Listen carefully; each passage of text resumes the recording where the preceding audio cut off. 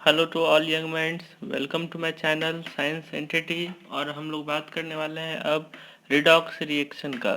Yes, ये types of reaction का last topic है आपका रिडॉक्स रिएक्शन। रिडॉक्स रिएक्शन किसको कहते हैं? इससे पहले जो हम कवर कर चुके हैं, ऑक्सीडेशन पॉइंट को कवर कर चुके, रिडक्शन को कवर कर चुके, ऑक्सीडाइजिंग एजेंट को कवर कर चुके, रिड्यूसिंग एजेंट को कर चुके, और अब हम लोग देखने वाले हैं रिडॉक्स रिएक्शन क्या है। A reaction in which oxidation and reduction takes place simultaneously is called redox reaction। ऐसा ऐसा रिएक्शन जिसमें ऑक्सीडेशन भी हो रहा होता है और रिडक्शन भी हो रहा होता है, तब जाकर के उस रिएक्शन को हम लोग क्या कहेंगे? रिडॉक्स रिएक्शन कहेंगे। जैसे एग्जांपल नंबर फर्स्ट, कॉपर अगर आयोडीन के साथ कंबाइन करेगा CuI2 का फॉर्मेशन करता है, कॉपर आयोडाइड का फॉर्मेशन करता है। इसमें हो क्या रहा है, कॉपर के साथ आयोडीन जुड़ रहा है। कॉपर आपका मेटल है और आयोडीन क्या है? नॉन मेटल है। तो एडिशन ऑफ नॉन मेटल, जैसे कॉपर के साथ आयोडीन जुड़ रहा है तो यहाँ पर एडिशन ऑफ क्या हो रहा है? Non metal. और एडिशन ऑफ नॉन मेटल को कहते हैं इलेक्ट्रोनेगेटिव एलिमेंट्स। इलेक्ट्रोनेगेटिव एलिमेंट्स के एडिशन को हम लोग ऑक्सीडेशन कहते हैं। ऑक्सीजन या फिर इलेक्ट्रोनेगेटिव एलिमेंट्स के एडिशन प्रोसेस को हम लोग ऑक्सीडेशन के नाम से जानते हैं। तो कॉपर के साथ क्या जुड़ रहा है? आयोडीन। आयोडीन क्या है? Non metal. क्या एडिशन ऑफ, हम लोग एडिशन ऑफ नॉन मेटल हम लोग कह सकते हैं, बिल्कुल कह सकते हैं। और इस प्रोसेस को क्या कहेंगे? ऑक्सीडेशन। तो ये एक प्रोसेस हो गया जिसमें ऑक्सीडेशन हो रहा है। चलिए चेक करते हैं रिडक्शन हो रहा है या फिर नहीं हो रहा है। I2 अब CuI2 में कन्वर्ट हो गया है। इसका मतलब यहाँ पर देखिए आयोडीन के साथ कौन जुड़ रहा होगा? कॉपर। तो कॉपर क्या है? मेटल है। तो हाइड्रोजन या फिर इलेक्ट्रोपॉजिटिव एलिमेंट्स के जुड़ने के प्रोसेस को हम लोग क्या कहते हैं?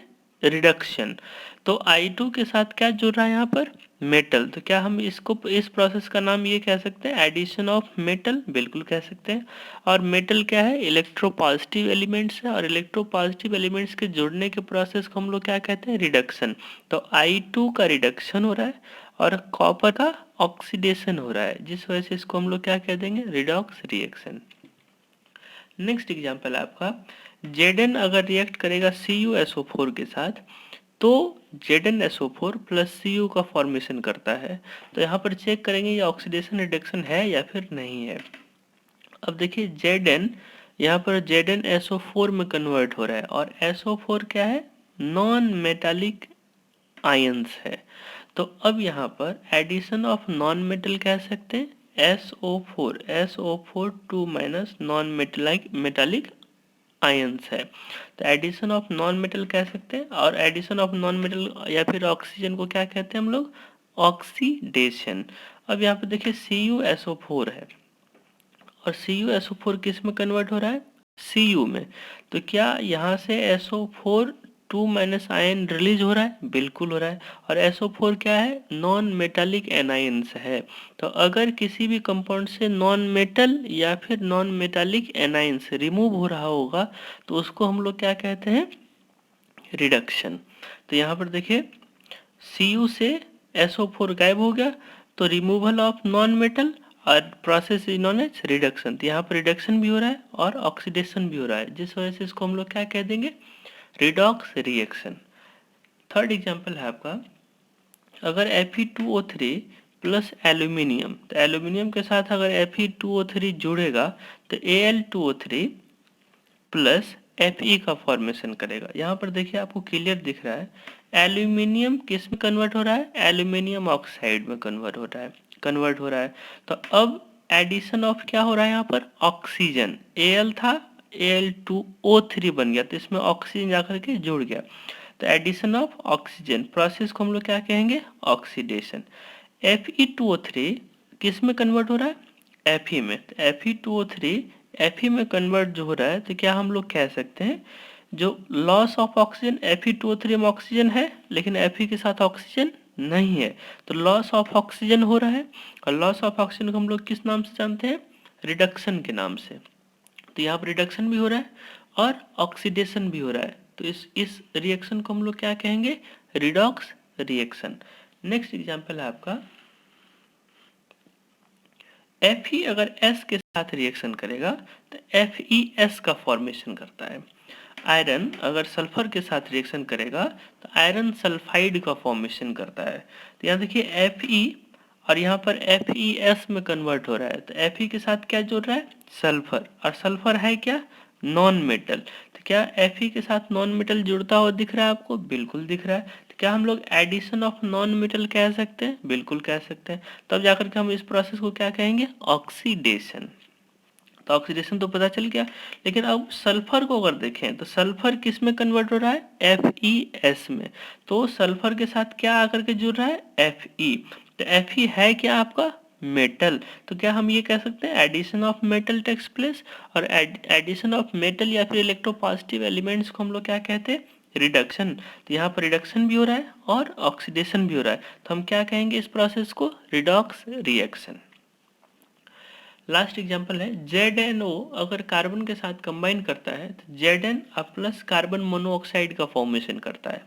तो यहाँ पर देखिए ZnO जिंक ऑक्साइड जिंक में कन्वर्ट हो रहा है।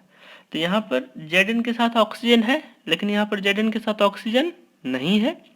तो क्या हम लोग कह सकते हैं लॉस ऑफ ऑक्सीजन, बिल्कुल कह सकते हैं। और लॉस ऑफ ऑक्सीजन को हम लोग क्या कहते हैं, रिडक्शन। तो यहाँ पर रिडक्शन प्रोसेस हो रहा है। अब यहाँ देखिए कार्बन किस में कन्वर्ट हो रहा है, कार्बन ऑक्साइड में। तो एडिशन ऑफ ऑक्सीजन हो रहा है, कार्बन कार्बन मोनोऑक्साइड में कन्वर्ट हो रहा है। तो कार्बन के साथ क्या जुड़ रहा है, ऑक्सीजन जुड़ रहा है। तो एडिशन ऑफ ऑक्सीजन कह सकते हैं, बिल्कुल कह सकते हैं। और ये प्रोसेस को क्या कहेंगे, ऑक्सीडेशन।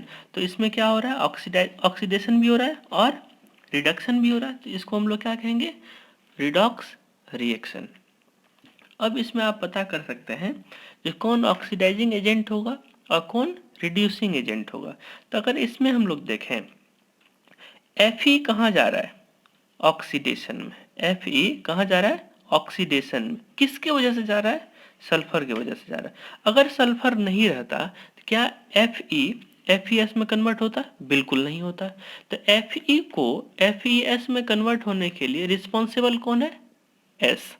तो Fe जो FeS में कन्वर्ट हो रहा है, इस प्रोसेस का क्या नाम है, ऑक्सीडेशन। कौन करवा रहा है, सल्फर। तो ये क्या हो जाएगा आपका ऑक्सीडाइजिंग एजेंट। और अगर सल्फर से कन्वर्जन हो रहा है आयरन सल्फाइड में, तो इसके लिए रिस्पॉन्सिबल कौन है, Fe। अगर Fe नहीं रहता तो सल्फर FeS में कन्वर्ट नहीं होता। तो सल्फर का क्या हो रहा है, रिडक्शन। कौन करवा रहा है, Fe। तो इसको हम लोग क्या कहेंगे, रिड्यूसिंग एजेंट।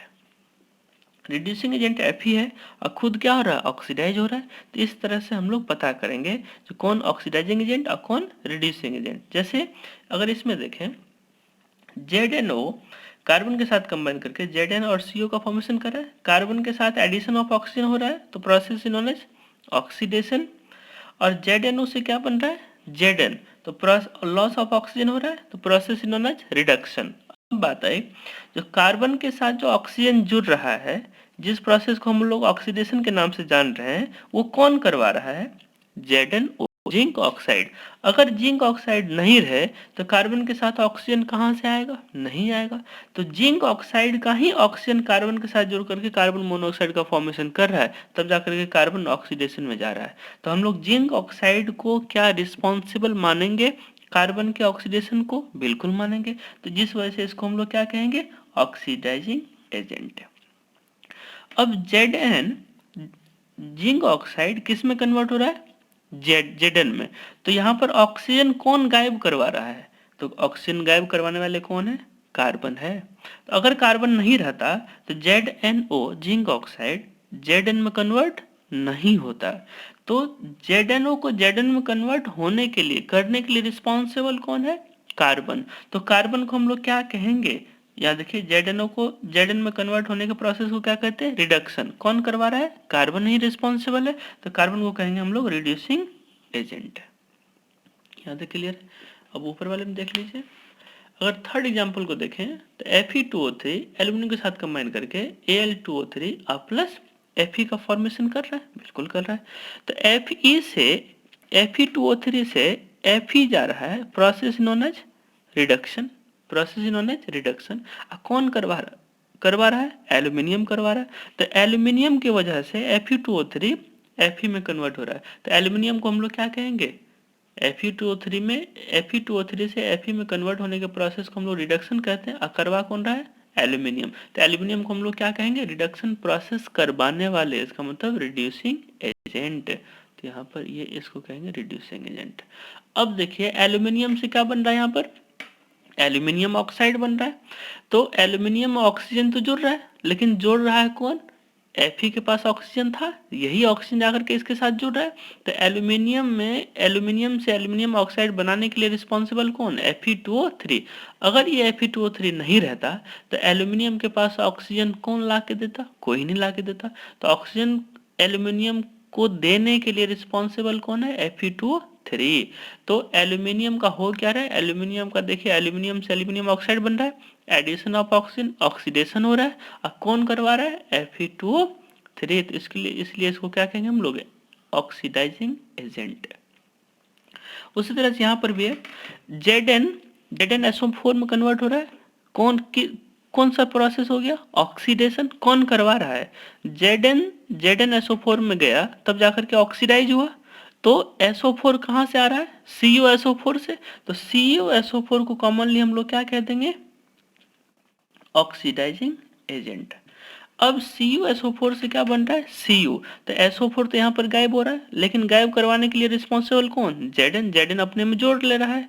तो CuSO4 से Cu जाने के प्रोसेस को क्या कहते हैं हम लोग? रिडक्शन। अब कौन करवा रहा है? Zn। तो इसको हम लोग क्या कहेंगे? हम लोग रिड्यूसिंग एजेंट। अब CuI के साथ रिएक्शन करेगा तो CuI2 का फॉर्मेशन कर रहा है। तो अब कॉपर आयोडाइड का फॉर्मेशन जो कर रहा है, किसके लिए क्यों कर रहा है? क्योंकि यहाँ पर आयोडीन है। अगर आयोडीन नहीं रहता CuI2 में कन्वर्ट नहीं होता, Cu का ऑक्सीडेशन नहीं होता। तो ऑक्सीडेशन ऑफ Cu जो हो रहा है उसके लिए रिस्पॉन्सिबल कौन? आयोडीन। तो आयोडीन को हम लोग क्या कहेंगे? ऑक्सीडेशन करवाने वाले, इसका मतलब ऑक्सीडाइजिंग एजेंट कहेंगे। अब आयोडीन कन्वर्ट हो रहा है कॉपर आयोडाइड में, क्लियर। तो आयोडीन में क्या एडिशन ऑफ मेटल हो रहा है? एडिशन ऑफ कॉपर तो हो ही रहा है, लेकिन अगर कॉपर नहीं रहता तो क्या एडिशन ऑफ कॉपर होता? नहीं होता। तो addition of metal reduction process करवाने के लिए कौन रिस्पॉन्सिबल है? कॉपर। तो कॉपर को हम लोग क्या कहेंगे? Reducing agent. तो ये ऑक्सीडाइजिंग एजेंट, रिड्यूसिंग एजेंट किस तरह से हम लोग किसी भी रिडॉक्स रिएक्शन में चेक करेंगे, और रिडॉक्स रिएक्शन होता कैसे है उसको कैसे चेक करेंगे, तो ये उसका फुल कंसेप्ट ये था। नेक्स्ट वीडियो में आपका बच रहा है नेक्स्ट टॉपिक, केवल effect of oxidation on daily life, जिसमें रेंसिडिटी और कोरोजन के बारे में पढ़ना है। और रेंसिडिटी एंड कोरोजन को कंप्लीट करने के बाद हम एक क्वेश्चन सेशन करेंगे, जिसमें हर एक तरह का क्वेश्चन रहेगा। NCERT का A to Z क्वेश्चंस करवा देंगे, और उसके बाद आपको जो आज तक पूछा हुआ क्वेश्चन है उसको भी हम लोग करवाएंगे। हो सकता है इसमें थोड़ा सा डिले हो और हम लोग नेक्स्ट टॉपिक पर मूव कर जाएं, एसिड बेस एंड सॉल्ट्स पर। देखते हैं, जैसा भी होता है तो मैं आपको इन्फॉर्म करूँगा। ओके।